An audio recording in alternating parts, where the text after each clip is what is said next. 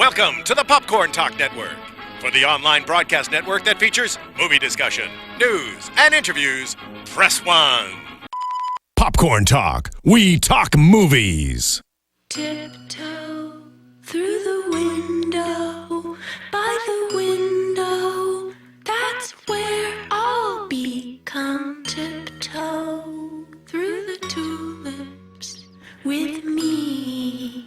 Hi everyone, and welcome to the Popcorntalk Network. I'm Megan Salinas from the MovieChickk, and you are watching our very first ever MovieChickk quick review on the Popcorntalk Network. So basically, we've partnered up with Popcorntalk to bring you these quick, short reviews to just give you a play-by-play of the movies that we've seen that we think you should know about, whether it's good or bad. We're here to let you know. As the MovieChick's resident horror chick, and as anybody from AfterBuzz and Popcorn Talk can let you guys know, I am a huge horror movie fan, so I felt that there was no better way to kick off our reviews than to be talking about Insidious 3. So this is the first Insidious film in the franchise to be directed by the writer Leigh Whannell, who also stars in the movie as Specs. And I will let you guys know that we are going to be talking about some really mild spoilers for 1 and 2, but this will be spoiler-free for the third film, so don't worry about me giving anything away for this movie, but we are going to be talking a little bit about the other installments. So let's talk about this, because this is a series that really knows its atmosphere. It really knows how to build great tension and suspense and really creepy good cinematography. It's really great. Unlike the other films in the franchise, we're not focusing on the Lambert family this time. We're actually going back, as this film acts more of a prequel. And we're actually focusing on Lin Shaye's character, Elise, who she is contacted by a young girl named Quinn, who wants help reaching out to her mother, who has recently passed away.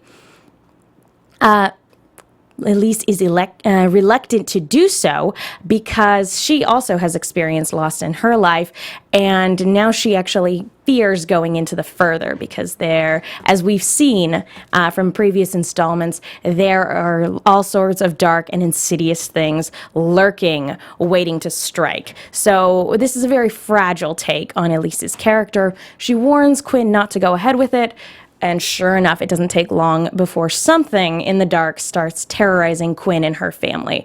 So I'm going to go ahead and tell you guys a couple things that I really liked about this movie first, before I start nitpicking a little bit. Because this is the third entry in a franchise, I do have some nitpicks. But first of all, I wanted to go ahead and say, I already said it, great atmosphere. Just like the other franchises, the other entries in the franchise, this film really knows atmosphere. It really knows how to build that good, creepy setup for a really scary scene. And sure enough, that's one thing that I really like about it, is when it's scary, it's genuinely terrifying. They have a brilliant setup, and I won't give it away, but basically they've set up certain scenes so that the character who is being terrorized cannot run and cannot defend themselves in any way, shape, or form. And that is brilliant, because when this thing comes out of the dark to attack, the person cannot run and cannot hide, cannot defend themselves. There's nothing they can do except wait for the inevitable. And that is fantastic. That is really good creative scares. And again, I don't want to give too much away about what happens, but trust me when I say that the buildup is really great. And I will say also that anytime this person is attacked, it makes you squirm, because you just feel so bad for this person because of the situation that they're in. Every time anything happens to them, you really feel it blow by blow. And it's more intense than anything I've seen in the previous installments of the film. And that's really important because it's this family, this new family that we're focusing on, Quinn and her father and her brother, where they are really the crux of the tension in the scene, because we really feel for Elise's struggle in this film, but we ultimately know that she survives until the first film, Insidious Chapter 1. We know exactly what happens there. So we know that she's going to make it out of this film okay, so it relies on this family for us to really feel the tension, and that's done and executed perfectly. Speaking of Elise, honestly, focusing on this character's backstory is probably the best thing this franchise could have done. Her character is so interesting, and she is such an atypical horror movie protagonist. There are so few horror movies that focus on a character like Elise, and it's really refreshing to see that, because not only is she an elderly person, she's a strong female character, and I don't mean that in an ironic sense. She really is both physically, mentally, and psychically very strong and very powerful. And she is an active protagonist. And even though she's really reluctant in this film, ultimately, when push comes to shove, she's a very kind and caring person and will ultimately go out of her way to try to help people who are in need, who are dealing with a realm beyond their comprehension. And that is fantastic, especially because of the fear that she feels and ultimately the choice that she makes, because ultimately we know that her decision to help this family, if she chooses to do so, will ultimately set her on the path that leads to kind of her fate at the end of the first film. So there's a lot of dramatic tension there, and so we understand and we empathize with her 100%. And even though we love seeing her overcome obstacles, it is ultimately heartbreaking if she chooses to help this family, because we know where it will go. That being said, as much as I loved those different elements of this film, I have some criticisms, because this is the third installment in a horror franchise. There are parts of it where it feels like you've seen it before.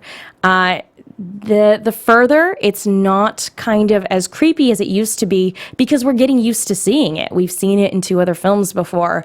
And unlike the other films that weren't devoid of jump scares, this is the only film in the franchise where I feel like it really actually relies on its jump scares more than anything else. And that is unfortunate, because it has such great setups for these really scary scenes, and then there's there are multiple jump scares in a row, and it really undermines the creepy setup and everything that was done to kind of put this together, because the other films focused more on subtlety to create their atmosphere, and to have this film throw a jump scare at you right at the get-go, yeah, it gets you on edge, but something gets lost in translation. And I don't know if that was a studio mandate or if that's a directorial choice, because this is Leigh Whannell's first time directing in this franchise. I genuinely don't know. That being said, he does have a strong connection to this story, as he's written all 3. So I really don't know why they decided to go that route. But long story short, jump scares, not really a fan. Any horror fan, I'll tell you that. Because it's like the lowest form of scaring an audience. It's kind of ridiculous. That being said, I do have another criticism, another nitpick. And this is more of Blumhouse productions in general. There were a few scenes in Insidious 2 that felt very reminiscent of scenes from The Conjuring, which was another James Wan film that came out the same year, 2 months earlier, I believe. And that's the same director. It kind of makes sense. But in this film, there's a scene that is extremely reminiscent of a scene from Unfriended that I felt was executed in Unfriended a little bit better. And it's not that it was a bad scene. It actually did have good buildup and good payoff. But ultimately, it made it kind of predictable, because I was like, I've seen this before. And I'm worried that Blumhouse film productions are going to start looking the same, which is really unfortunate, because they've churned out so many interesting horror movies in the last few years. I don't want them to become their own cliche. So Blumhouse films, if you have any kind of way of kind of keeping your own projects individual and separate and distinct, I would very much appreciate it if you would keep that, because I don't want you guys to start churning out horror movies that are all the same thing. So there's that. And I will say, I liked the third act, but it's not going to be for everybody. There is a point in every Insidious film where it starts to get a little cheesy in the third act. And not to give anything away, but this one gets cheesy as well. It's just the way an Insidious film works. And some people might not be on board with that when they want to go and see a really creepy movie. I loved it as a fan of this franchise. I really enjoyed what they did with the third act, but I understand if certain people are going to say, no, that's way too cheesy. But personally, I loved it, and I watched it in a theater filled with people who clapped and applauded at this third act. So I'm kind of on board with them. I acknowledge that it's cheesy, but I loved it. So I really enjoyed it. So to wrap up, long story short, this is a really solid entry in the series. It's not as scary as the first one, and there are too many jump scares. But that being said, it's still solid. It's still a lot of fun. And honestly, I'd see a lot of movies about Elise and her little ghost busting crew, about her and Specs and Tucker. I would watch tons of movies of just them fighting demons and subduing evil spirits. I would totally watch that. So if that's what's on the plate for Insidious 4, I will be there opening weekend. Well, guys, that just about wraps it up. For a more in-depth review, be sure to check out the MovieChickk on YouTube and check out the full review in the link in the description below. Be sure to check out our website and be sure to follow the Popcorn Talk and the MovieChickk on Twitter. All that fun stuff, right? Leave a comment. We want to hear from you. What do you guys think of these reviews? Do you like the short form? What can we do to make the show better for you? Be sure to let us know and let me know, what did you guys think of Insidious? Did you like the direction where this film took? Or do you guys prefer the other two better? Be sure to let us know. I'm Megan, and I will see you guys next time. Come tiptoe through the tulips with me. From producers Maria Menounos, Kevin Undergaro, Phil Svitek, and the entire Popcorn Talk Network, we would like to thank you for tuning in. For questions or comments, be sure to visit popcorntalk.com. I'm Sir Richard Wentworth, and this has been a presentation of the Popcorn Talk Network. The views expressed herein are those of the hosts only and do not necessarily reflect the views of the Popcorn Talk Network or its owners or principals.